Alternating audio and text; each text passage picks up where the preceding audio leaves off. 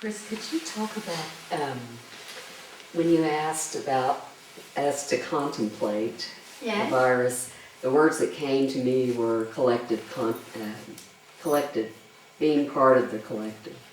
And my question is, how can we become more aware that we are, whether it be animals or as a species or the earth or whatever, that we're all connected. Yes. Well, first of all, the planet itself and the people of this planet are demonstrating that.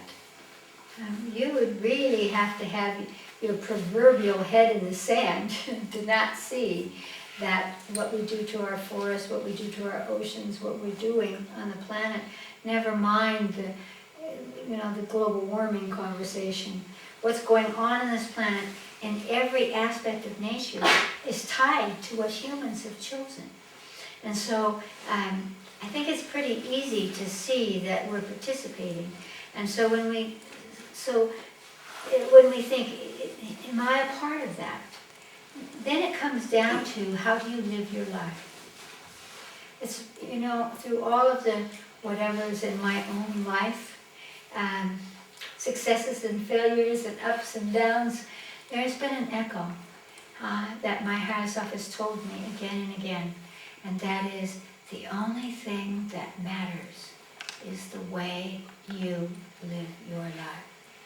And so the more that you see that you are the apex of your pyramid, that you influence the people around you, and that they influence you, the easier it will be to not only feel as if you have something to offer and that what you think or what you do matters, but it will come right back to you, back and forth and back and forth. We all know that if you pick a fight with someone else, it takes two to fight, You're not alone in whatever it is. And so what's happening now is that we are advanced enough. It's nobody's first time on this planet. We are advanced enough in our soul's echo to be able to realize that the question and the answer are connected. And so to feel in your own life, how do I live my life? Do I throw cans in the street? Heaven forbid, hopefully you don't even eat out of cans, but that you observe yourself.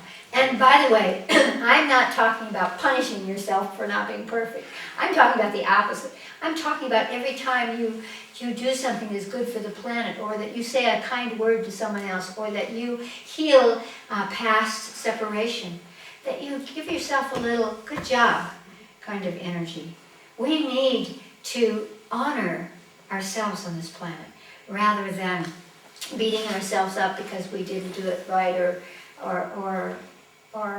this or that, or we failed.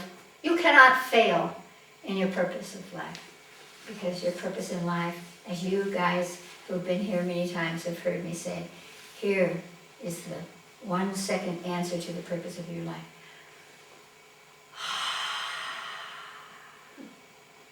When you exhale, I just discovered this for my book, so I'm really into this one. When you exhale, you trigger your parasympathetic nervous system that says everything is fine, you can eat now. We all like to eat. So when you exhale, and that's why when we practice breathing, if you really practice, most of us focus on the breathing in, which is your sympathetic nervous system, fight or flight. That's why you go when you're frightened. But if you breathe out, you calm yourself, you open your consciousness, and if you breathe out consciously a positive energy, I can be my true self. I am the giver. I am a giver in this world, whatever it is. If you breathe out in a conscious way with a conscious message, you will find that it makes a difference. I think that it's easy for us to see that we are collective right now. And look what's happening. I'm very inspired. People are getting together. Of course, we usually get together when we can't stand it any longer and we're teetering over the edge. And that's what's going on so many levels. But finally, women, men, young people, Even my grandson, who isn't quite 3, is standing up for what's true for him.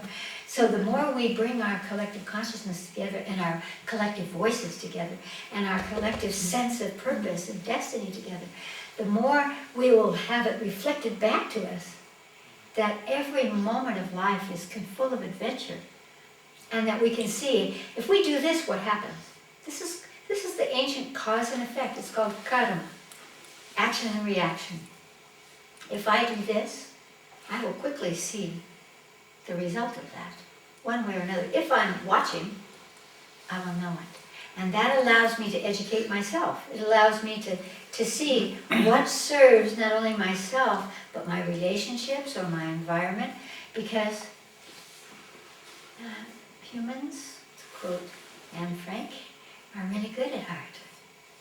We really are. And we've forgotten that. We're so busy blaming each other and saying those are the bad guys, instead of, why are they the bad guys? What do they need? What do they want? Do we have the power to give it to them? Of course we do. Of course we do. But it hinges on a little word, and the little word is called sharing. Sharing. You know, to be the giver, you have to be full. You can't be the giver and be empty. Therefore, it's fine to look around and feel that you are abundant, or that you are healthy, or that you have qualities or talents that can be given. So it all begins here. It all begins with this kind of consciousness. And as this consciousness begins to ripple out, it's very easy for us to see, again, what happens to you happens to me. And so that's what I'm seeing on the planet right now, is that there's a lot of blowing up of the polarity. Look what's happening in the United States. And yet, I'm at the same time seeing people begin to come together and to put forth what is true for them. Now, of course, at the Nijoni School for Global Consciousness, we always said, speak your truth, but don't be surprised if it changes tomorrow.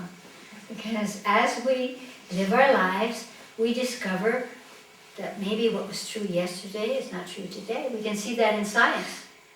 What we thought was true a while back, we're discovering is not true now. And this is true in religions, this is true in cultures, this is true everywhere. But we must be with what facilitates our sense of purpose at any moment. We cannot sleep through this lifetime. We're not here to sleep. And many people have trouble sleeping, and we need to fix that, because it's when you sleep that you heal your body.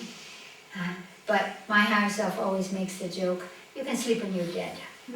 So, by which it means if you have to travel and you can't get any sleep, or you have to get up at 3 o'clock in the morning to do something, just do it. Just do it and say, I'm fine, and you will be. It's when we go, oh, I didn't get any sleep, I'm not well, that we manifest that. We are powerful. Our bodies are so powerful, they can perform miracles.